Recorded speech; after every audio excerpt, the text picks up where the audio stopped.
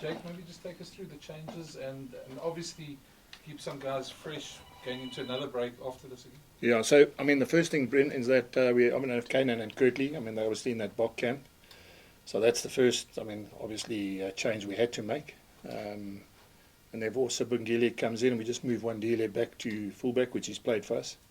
So those two, and then, just in terms of changes, I mean, the others are minimal. I mean, most of those guys have played together.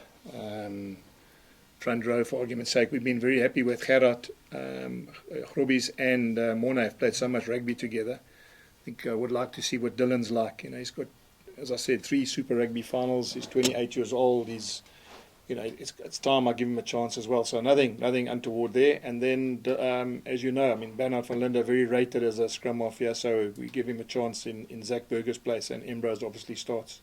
And Mornay, it's just, again, we've got so many games coming up now. We're going to play next week against the Pumas. The following week we play Province, and then we play Ulster and Toulouse. So, we're going to have game time for both our 10s. Yeah.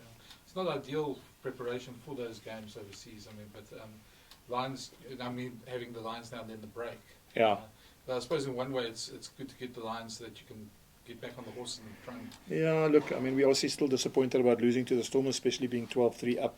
I think if we had scored at 12-3, I think a game would have gone a different way. Those are the margins that we all face, all as coaches. And we got 2 weeks off, but that doesn't stop us from using a couple of options in the next 2 weeks to get ready for Ulster. I don't think we can go into the Ulster game not having any contact for 2 weeks. So we're going to have to box very clever in the next 2 weeks. But before we get there, we're going to have to make sure we beat the Lions team. And as I said to you just now before we started, massive team. I don't think they could pick a bigger team if they tried. I think those are the biggest players. If you go through Asanati and Willem Alberts and Skuman and Ruan Venter and Chichuka and Horn, they're probably the biggest team they can put on the field. So biggest pack of forwards definitely. So it's not going to be easy. But you said it rightly. We've got to get back on the horse. We lost a game that we thought we could win, and now we've got to make sure we turn it around. You could be hoping for some Welsh teams to stand up this weekend as well, maybe do you guys a favour? Yeah, and some Italian teams. I think Zebra play Glasgow tonight as well, But, I think one of the things that you've seen in this competition is you can't rely on anyone else, People forget, last year Benetton beat the guys who ended up winning the competition. People forget that, and Benetton were the bottom half of the table, and yet they still beat the Stormers. So, I don't think you take anything for granted, So, we've just got to focus on making sure we've got 4 big games now. And the first one is tomorrow against the Lions, so we've got to make sure we tick that box. Jake, just a word on David Kriel at 12? Yeah. I think he's just so multi-talented, Kubis. I think one of the things, just a philosophy of mine, I'd really like to pick a back line of guys that can interchange, because I think the game, this is just what I think, the game of having a number on your back as a back is, you look at, some of the best sides. I remember the Australian side when they had Latham, Larkham, Roth, Burke. They all played fullback, and they ended up playing in the same back line. So, as I said, I think a guy like David, Harold is going to have a baby soon. His wife's going to have a baby soon. He can't tour with us. That means we're going to have to find someone to fill that role. David did play 12 for us at the beginning of the season when Harold was not available. And I just think, that he's just got so much talent. He's a guy we're obviously building. If you look at a guy like Frawley who plays for Leinster, same sort of thing. He's got a great work rate. He's tall. He's got enough pace. To play inside centre. He's quick as an outside back, so that helps us as well. And he can kick. So long term, I think it's the fact that he can play 12, 13, 14 and 15 is a bonus for us. So I'm actually quite excited because, I think the last time we played the Lions, he played 12 as well, and he played really well in that game as well. Jake, talking about your 10s, talk to us about Hussein. Is he still in the mix? Yeah. Right? What's going on? He's probably about, I think about three weeks away. So, I think against him you'd appreciate the poor guy. He's out for such a long time. Now he's got another injury, and every time he gets 2 games in, he goes, 2 steps back again. And he's definitely in our plans. He's signed till 2026. We all know how talented he is. I think if you look at his career, every time he's just about looks like he's getting his game together, something happens, And it's just the way it is. So part of our job as Bulls is to assist him over this time. Thank goodness we've got a lot of Currie Cup games, and I think we can use him in those Currie Cup games to get back and get his confidence back, because as you know, when he's on fire, the difference between our training sessions when he's training for us in terms of pace and intensity goes up, the GPS goes up miles, so we're just going to hopefully bide our time, get him fit again. But which other team can have Morne Steyn and Chris Smith, as the two backup fly halves? There are not many teams around that have got that depth at fly half, so we're very fortunate. Is Christian just injury prone, or is there no real answer? No, look, I think he's one of those kids. He got a shoulder injury, but I think if you think about it, he's a tough little guy, and so it happens like that. He's not one guy who shies away from, and I think he's been unlucky. I think if you look at a guy, Butch James, for argument's sake, I think he had about 9 knee operations. He ended up winning a World Cup final. So, who knows? Maybe we just got to, things will change for him, and hopefully we'll get the best out of him in the next couple of years as well. Jake, you mentioned the positional switch of Wandile Seminari going back to 15. Yes. Bono Hendricks now in 13 with Yes. Krill. Yes. How different do you expect? How different is the game plan when you have that particular center pairing? Yes. And when you did move Wandile Seminari into the 13 position, do you see what you wanted from him there? Yeah, look, it's a good question, because I'm going to say this too. It's not so much what Wandi does; it's about what combinations do. So sometimes he can be all right, but does it work with Harold as an example? And I'm not saying it didn't. Does Harold and Lionel, who've played together many times, offer me more? So it's not in isolation about did I see that guy. I'm looking at combinations, and I think one of the things that I'm very fortunate of, I've got a long-term deal here. I've got a lot of players who've signed long-term deals. The list goes on and on and on. So it gives me an opportunity to try different combinations, because I know what I get. As I said, if I play Lionel and Harold, or if I play that front row I just told you now, I know what I get. But who knows, if I add Dylan to the front row instead of Gerard, maybe we're better. If I add 2 centres with the wingers we have, maybe we're better. Only time I'm going to find that out is if I actually trial it. And it's because it's a long-term plan. And we want to be in the knockouts and then be able to pick the best combinations of what we have, not be forced sort of to pick what we've tried and tested. So that's my thinking. I hope you understand that there's a philosophy behind it. It's not just got some Currie Cup games now where I'm going to, even like a guy like Sibongeli, he's played fullback. He's one of the success stories for us as a union. He played Varsity Shield.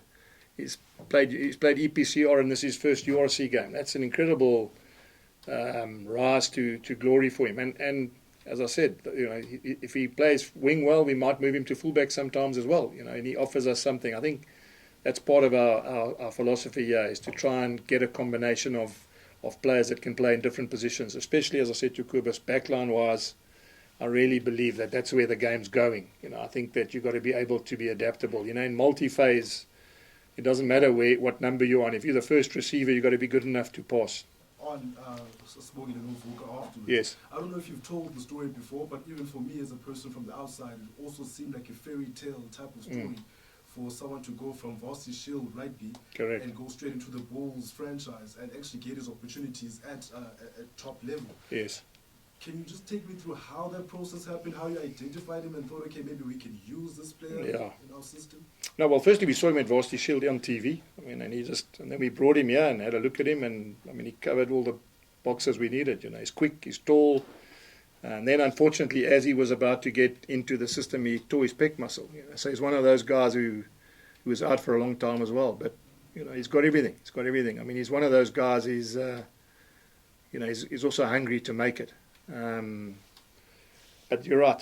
For me, as I said to you, it's a great story. To get a guy from where he comes from, Varsity Shield, even his background. He wasn't at a big boys' school that people picked him up, and now he's playing. As I said, URC, and he's played against Leon in the EPCR. There's not many guys who played Heineken Cup from a background like that. So he'll get better. He'll get better, and opportunity comes. Who would have thought? I'm not saying we wouldn't have, but if Kanan was available and Kirtley was available, maybe the door wouldn't have opened for him. Now it's open for him. And hopefully he plays well, and then he continues to grow in the system. Jake, the Lions will be highly motivated after Glasgow over the weekend, last weekend. Yeah, look, Kobus, I can tell you this honestly, we're not underestimating them at all. They they're tough to play against, and even the beginning of the year we played them there, we struggled, we had, and I read an article where people are right, we had Marcel and Walt, and we still struggled to get over the line there, in terms of getting a result. We didn't get a bonus point. People expected, people that are followers went, oh no, it's an easy game away from home, but I think they'll get confidence out of that. There's been a lot of turmoil at that thing. Sometimes that galvanizes a group as well. So yeah, it's going to be a tough game, but we're desperate to win. We played well. Against the Stormers, other than once or two little lapses we had, we gave them a drop kick from our poor exit. We gave them that try on the short side after the scrum, and again, just defensively made a silly read. And as I said, 12-3, I can tell you, just the momentum of that game, if we'd scored after that, let's say it had gone to 19-3, it would have been a hell of a difficult task for any team to come against us. So my message to the players was, let's not get into doom and gloom. It's now knockout stages. We've got 3 home games. We've got to make sure we play our best rugby now. And then it goes hand in hand. Then we pick the best combinations and we get into the playoffs. And once you've got a lotto ticket, you've got a chance to win. If you don't have a lotto ticket, you can't win. So our focus now is to get into the top and get into the playoffs. Everyone talks about top 4 and all that. We've won away from home in big games. So we just want to make the playoffs, and then we can cover that base once we know who we're playing against. You're talking about the knockout stages, and I was looking at stats the last week or so, and obviously you've got the most points in terms of accumulated points in the competition bar Leinster at the moment, but you're sitting 6th. Yeah. And some of the stats points towards especially to your red zone success. Yes. Red zone success. Yes. How do you manage that? It's balls to the wall type of. Just out of interest, that stats say we're good or bad in the 22? Average. Okay.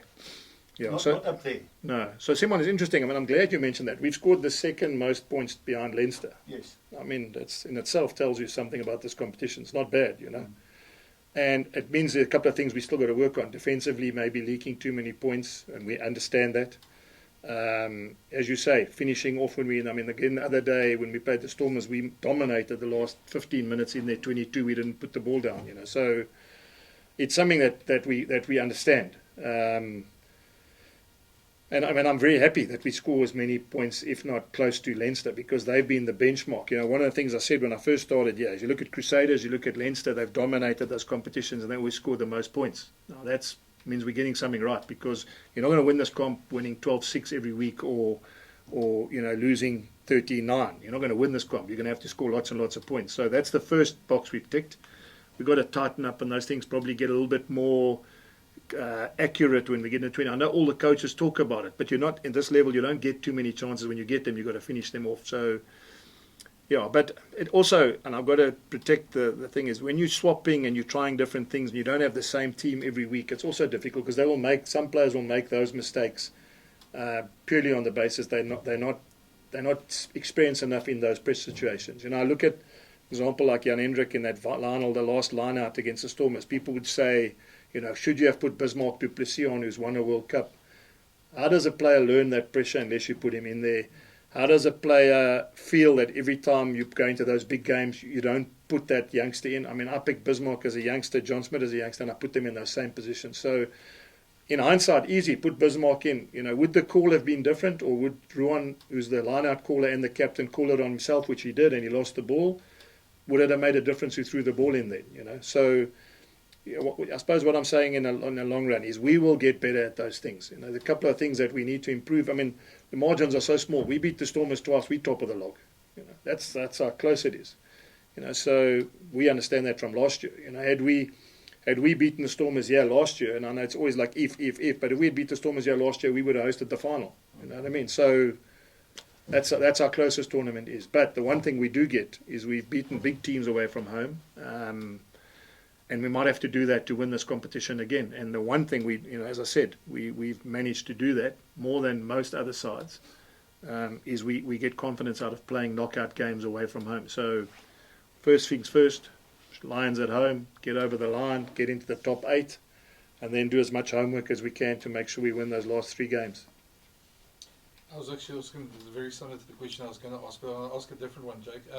Currie Cup starts next week. You guys last year tried to win the competition. I take it's more or less the same approach, but the season's a bit different with Europe involved as Yeah. well now. So how do you guys approach the Yeah, Europe? Brendan, I'm glad again you asked me that question. Bulls will always take Currie Cup seriously, always. It's part of our DNA, and I think we've won it more times. I know we have won it more times than anybody since it became professional. So we've won it more times than any other province since it became professional. So we'll take it seriously.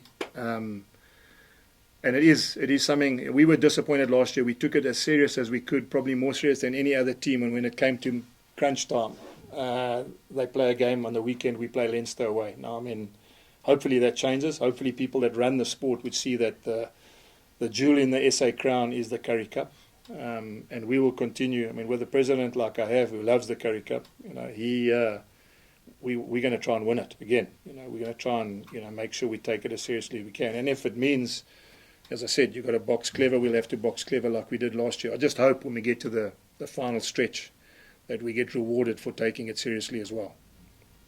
Kan ek net vra, ek het 'n vraag in Afrikaans gevindig. Net hierdie wedstryd teen die Lions, as mens praat met baie van jou kollegas, hulle het almal verskillende doelwitte hoekom hulle die wedstryd in 'n sekere manier benader. Wat is jou en jou span se benadering hier naweek teen iets wat van 'n sukkelende Lions span? Is dit 'n blote formaliteit vir julle om net 5 punte te kollek môre? Nee. So Percival, dis eintlik vir ons 'n baie belangrike wedstryd. Ek dink ons kaptein het hierdie week in die media gesê, ons het onsself in hierdie posisie gesit. Ons moet nou wen. Ons is ook desperaat. Ons het 'n geleentheid nou om in die uitspelwedstryde in te kom as ons daai wedstryd kan wen met ander wedstryde ook. So ons kan nie bekostig om nog 'n wedstryd by die huis te verloor nie. En daar's nie 'n kwessie van, ons onderskat hulle nie. Hulle het verlede week goed gespeel. Hulle het baie selfvertroue gekry uit daai wen teen Glasgow. En soos ek sê, geskiedenis sal vir jou sê, met ons as 'n groep, is dit altyd 'n moeilike wedstryd teen die Lions. Hierso en daarso het ons altyd, gesukkel om ritme te kry. So ja, ek dink dit gaan nie anders te wees nie. Ek dink dit gaan presies dieselfde wees. En ek het nou net vir almal gesê, as jy hulle pak sien, ek dink dis miskien nou die swaarste pak wat hulle kon gekies het. So dit gaan maar 'n moeilike game wees. Net laastens sê ek môre is hy natuurlik 'n servant, 'n diensknegt vir die spel natuurlik. Maar is daar 'n moontlike gevaar dat daar sommige kere te emosionele besluite gemaak word wanneer dit kom by spankeuses? By spelers so? Nee, daar's nie emosionele besluite nie. Ek het 2 losskakels wat beskikbaar is, so albei moet beskikbaar wees vir hierdie naweek.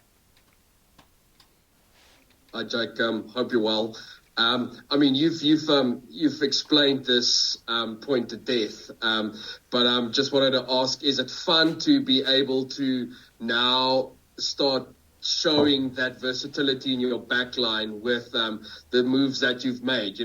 Have a David Creel back in midfield with a Cornell when they've been at fullback and wing, Wandy going to 15. That's probably the situation you've been aiming for, for the past year or so. Yeah. Heinz, that's it. We're not there yet. Obviously it's going to take a bit of time. David Creel's 22, 23 years old. So we're going to take a bit longer to. But as I said, you look at the Leinster model. They swap guys around. They got to play guys in different positions. They've got to play different combinations because they're in so many competitions. They send different teams. When they came to South Africa last year, I've sort of learned over the years, having coached in France and having coached in obviously in Australia and in Japan. You got to, as I said, I used the Australian example, 4 fullbacks in their World Cup squad, and all of them great players. On their day, probably one of the best players in the world in their positions. So you look at, as I said, Larkham, Matt Burke, Joe Roth, Chris Latham. They're all fantastic rugby players, and they all played in the same backline. So it's nothing. I'm not inventing anything that's new in the game, Heinz. It's just a philosophy I have, having worked overseas. I've looked and seen.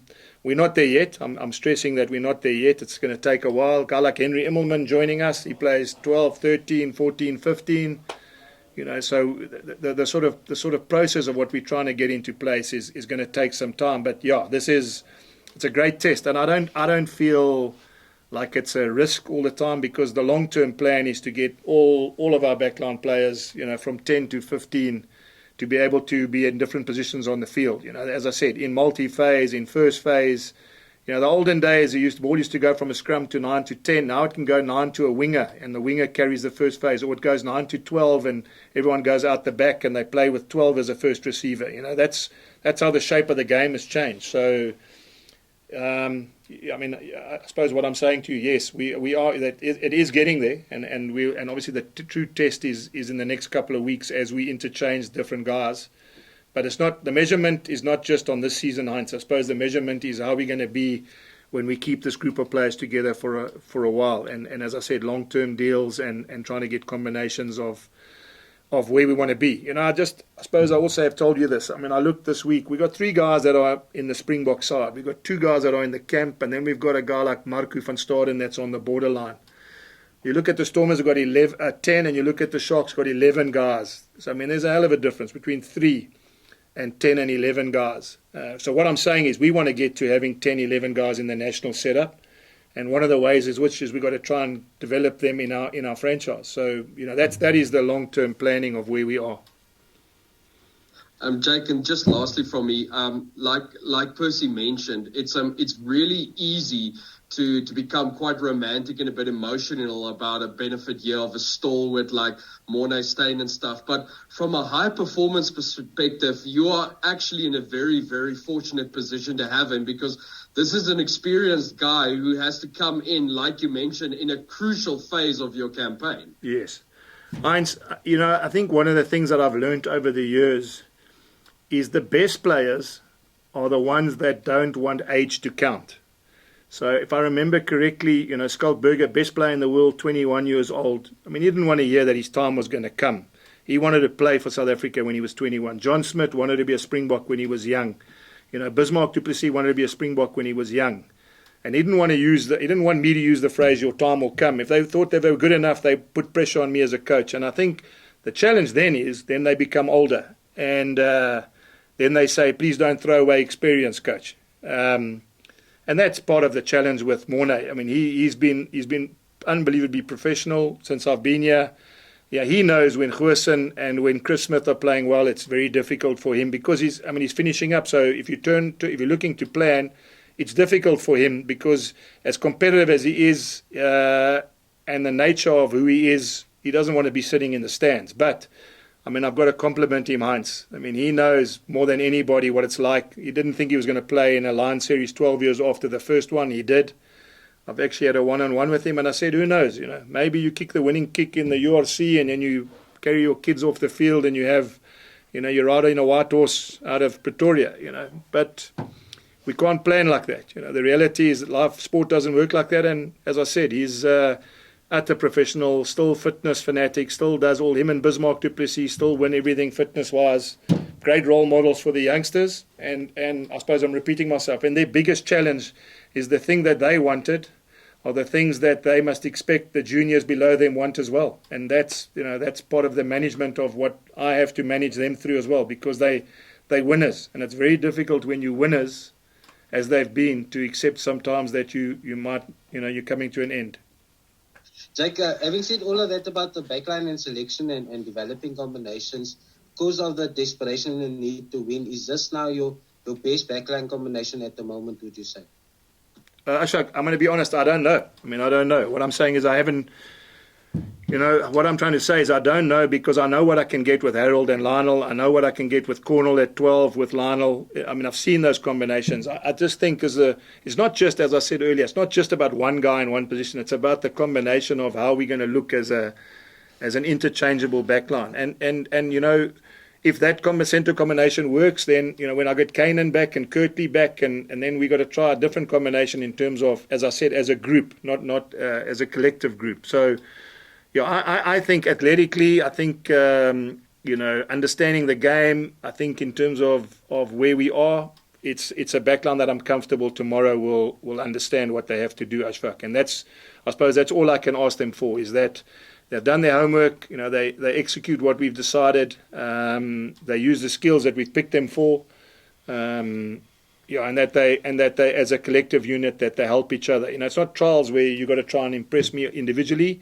It's a collective unit of showing me whether or not that backline works with two guys who've played wing and fullback. Cornell's played wing and David's played wing and fullback. So there's no lack of pace. There's no lack of game understanding. And so I'm hoping that combination is another combination we can use if we need to play in the next couple of weeks in different games. And just finally, Jack, it seems like everything else is in place except the finishing. Your players and fellow coaches obviously that was a big issue against the Stormers. What needs to be done differently in this game against a team like the Lions who also all out attacking and can score tries? Yeah.